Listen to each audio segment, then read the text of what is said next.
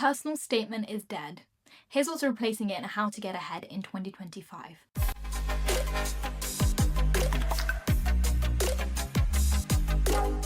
Hi everyone, I'm Manpreet. I'm a presenter here at the Aspiring Medics, and today we're going to talk about the big news in medical school applications in terms of personal statement.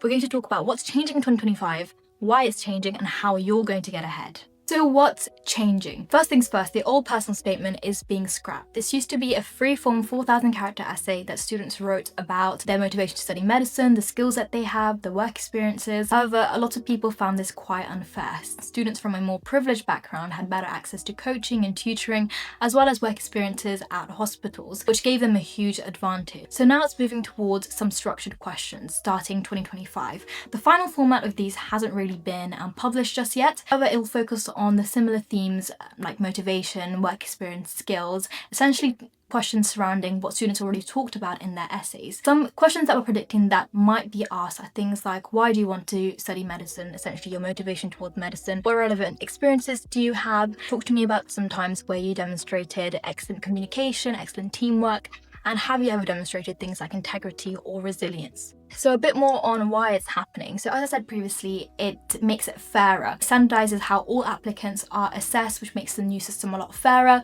clearer, and easier to access as well. And it's essentially a way for you to shine through with your work experience reflections as well. It levels the playing field if you're from a school where you weren't as well supported. That being said, what is the best way that you can now prepare? The biggest thing I'd say is start reflecting on your work experiences as early on as possible.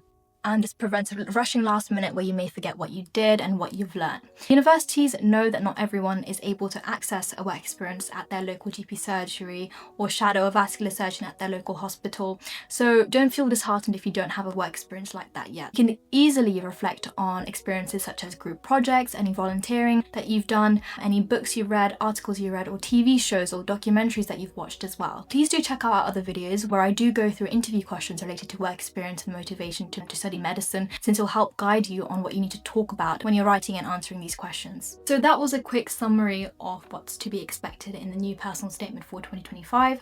I hope you've learned something, and I hope you do start reflecting on your work experiences as soon as possible. Please do check out our other videos, particularly our videos on interview prep for motivation or work experience questions, since they will help guide you. Do like and comment on the video down below so you can see more things like this in the future.